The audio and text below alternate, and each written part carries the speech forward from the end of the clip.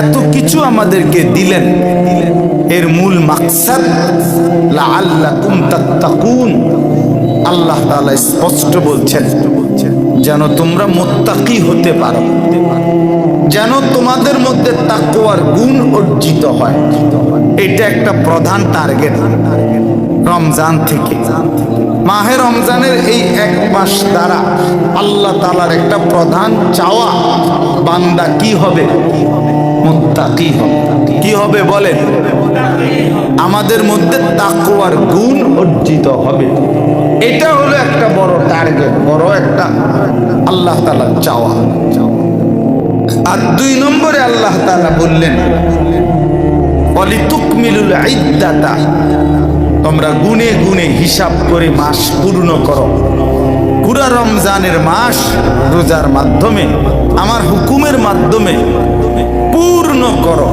খামখেয়ালি করো না। 20টা রোজা রাখলে আর ভাল লাগে না, 22টা রোজা রাখলে আর শরীরে কুলায় না, 25 রোজা রাখলে আর শরীরে কুলায় না, না এমনটা করো না। রোজার বিধিবিধানগুলো গুনে গুনে পূর্ণ করো। কিছু মানুষ তো আছে এমন, রোজা যদিও কষ্টে মষ্টে রাখে 30টাই, তারাবি কিন্তু পুরা পড়ে না। এমন ভদ্রলোক আছে না? প্রথম 10 দিন 12 দিন মসজিদের বারান্দায়ও জায়গা হয় না, পরের 15 দিন আর মসজিদের ভিতরও পড়ে না, আস্তে কমে যায়। আল্লাহ তাআলা বলেন না ওয়ালিতুকমিলুল ইদ্দা, রোজার সংখ্যাটা পুরা মাস গুনে গুনে পূর্ণ করো। ওয়ালিতুকাব্বিরুল্লাহা আলা মা হাদাকুম,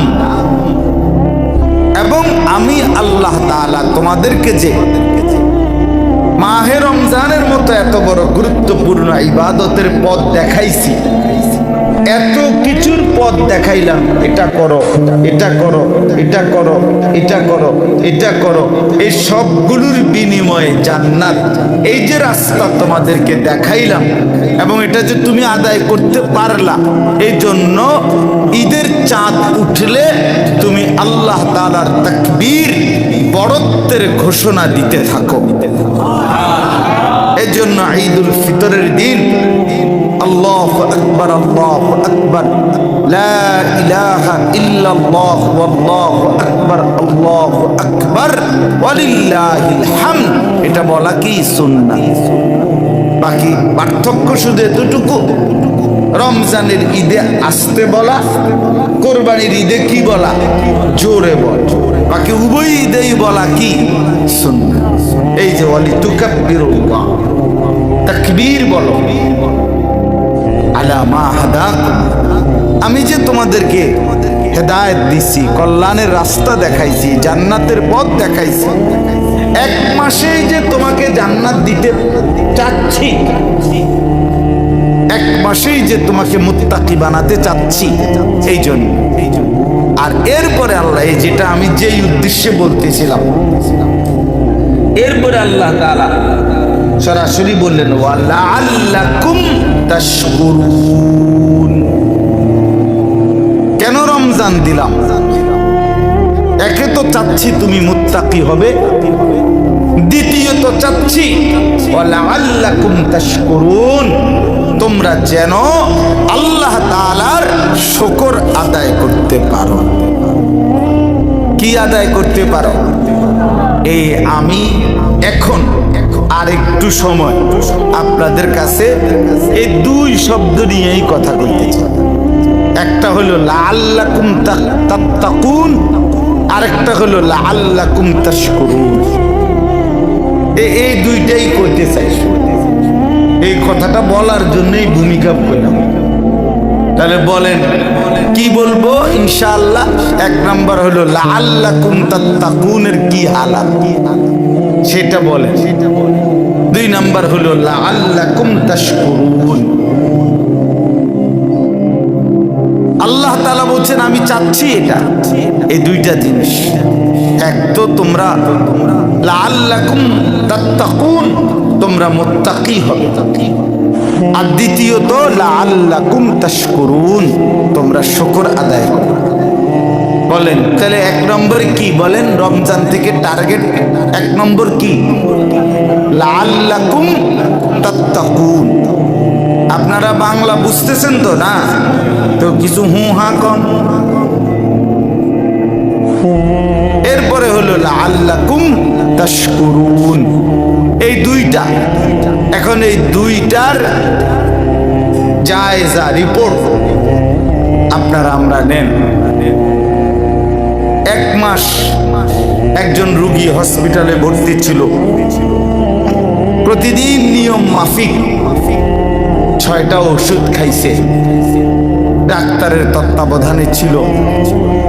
এখন একজন এক মাস পরে কেউ তাকে দেখতে গেছে, দেখতে যাওয়ার পরে জিজ্ঞেস করতেছে, তো ভাই এখন শরীরের কি হালাত, শরীরটা এখন কেমন, কি মনে হচ্ছে, আগের চাইতে ভালো লাগতেছে কিনা,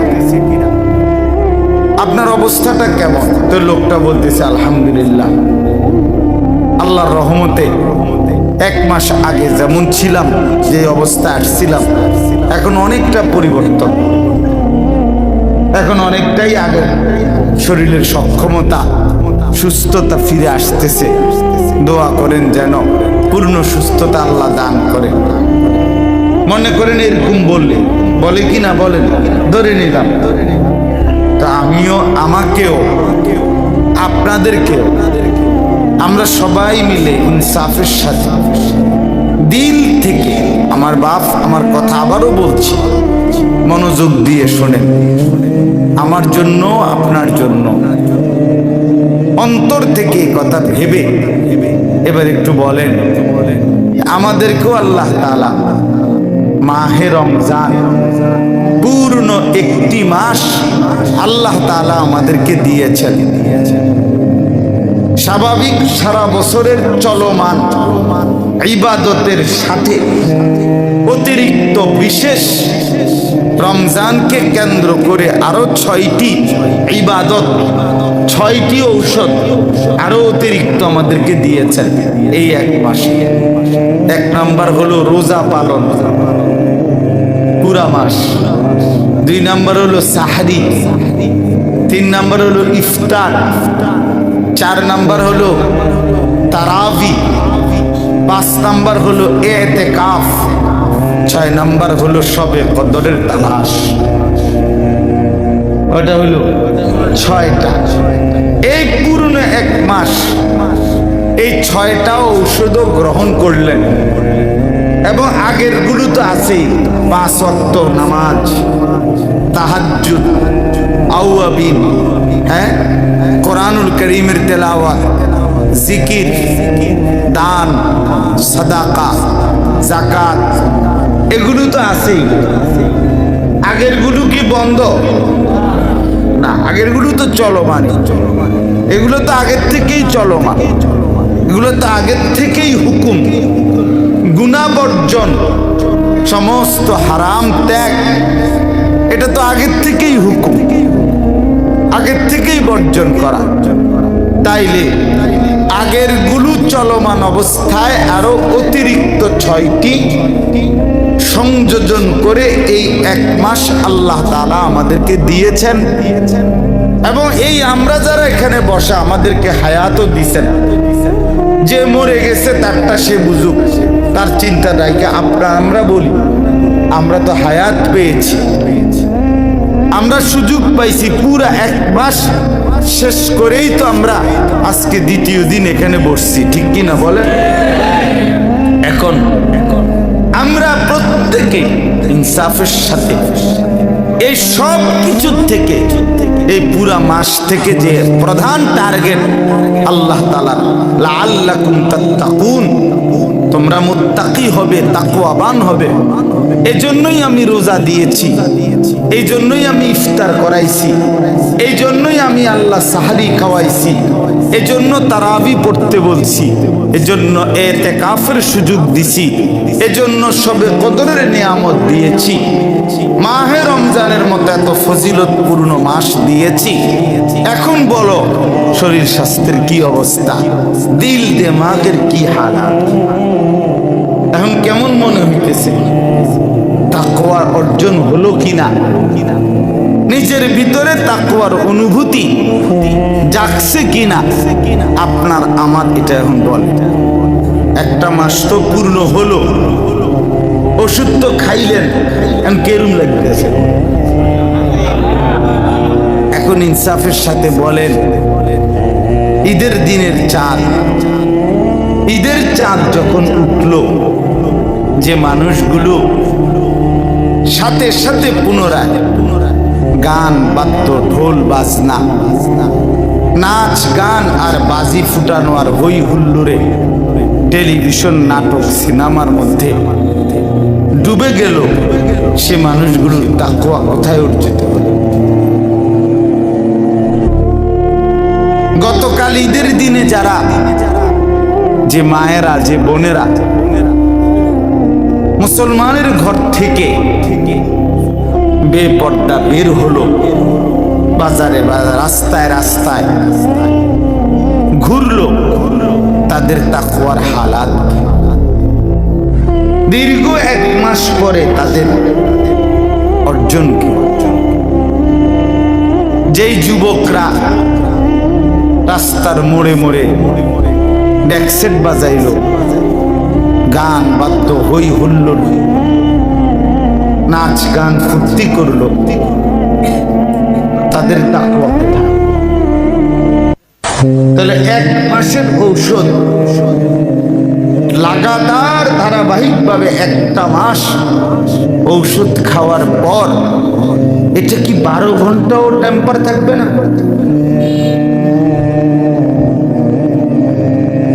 সন্ধ্যা 6টায় যদি চাঁদ উঠে, পরের দিন সকাল 6টা, সন্ধ্যা 6টা, তো 24 ঘন্টা।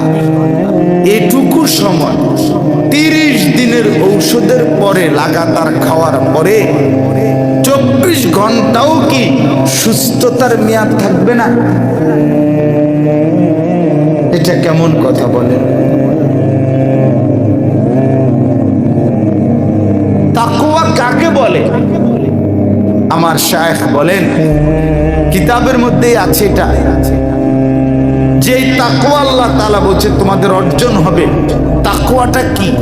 তাকওয়া হলো, মূল বিষয় হলো মালাকাতুন ফিল কলব, আমাদের দিলের মধ্যে অর্জিত একটি যোগ্যতার নাম হলো তাকওয়া। তাকওয়া একটি যোগ্যতা, একটি শক্তি, যেটা হৃদয়ের মধ্যে অর্জিত হয়। রাসূলুল্লাহ সাল্লাল্লাহু আলাইহি ওয়াসাল্লামের হাদিস, নবী সাল্লাল্লাহু আলাইহি ওয়াসাল্লাম ইরশাদ করেছেন, আত-তাকওয়া হা হুনা, আত-তাকওয়া হা হুনা, আত-তাকওয়া হা হুনা, ওয়া আশারা বিয়াদিহি ইলা সাদরি। নবীজি 3 বার বলছেন তাকওয়া এখানে, তাকওয়া এখানে, তাকওয়া এখানে। এই 3 বার এটা বলে নিজের আঙ্গুল দিয়ে নিজের বুকের দিকে, কলবের দিকে, দিলের দিকে ইশারা করেছে। তাহলে তাকওয়া কোথায়? দিলে। তাকওয়া কোথায় বলেন না? মালাকাতুন ফিল কলব। তাকওয়া হলো একটি যোগ্যতা, মালাকা, যেটা দিলের মধ্যে অর্জিত হয়। আর ওই গুণ যখন অর্জিত হয়, এই শক্তি, তখন ওই ব্যক্তির ওই যোগ্যতা বলে গুনাহ বর্জন করা তার জন্য সহজ হয়, আল্লাহর বন্দেগী করা তার জন্য আসান হয়।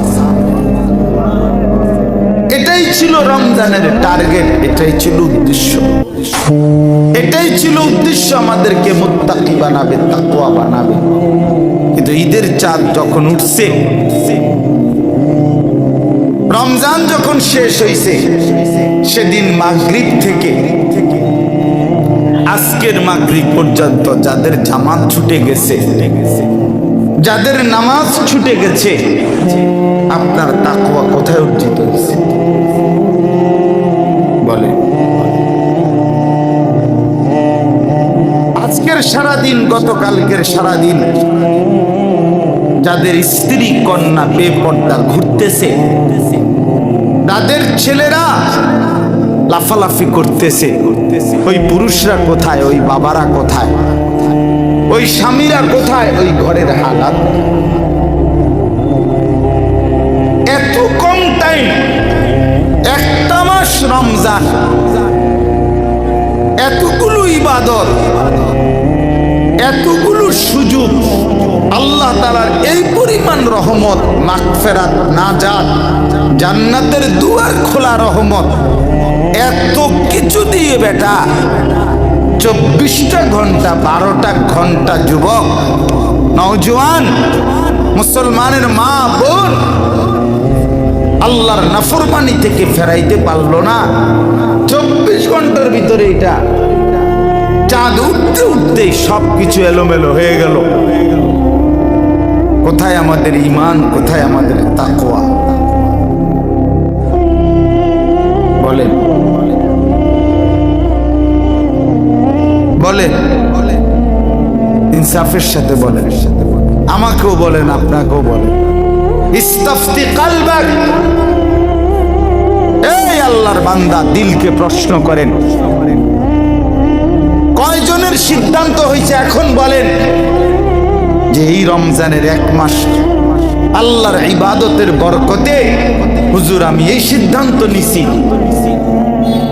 যে আর কোনোদিন হারাম রোজগার করব না, সুদ খাবো না, মিথ্যা উপার্জন করব না, অবৈধ ইনকাম আর করব না। এই যোগ্যতা হয়েছে কিনা সেটা বলেন। তাইলে না বুঝা গেল তাকওয়া, লাআল্লাকুম তাত্তাকুন।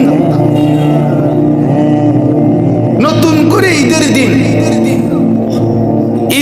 ঈদকে কেন্দ্র করে যারা দাড়ি কাটলেন, কেন কাটলেন? ঈদকে কেন্দ্র করে এই নাফরমান শেভ করলেন যারা, তারা কাকে পালন করার জন্য?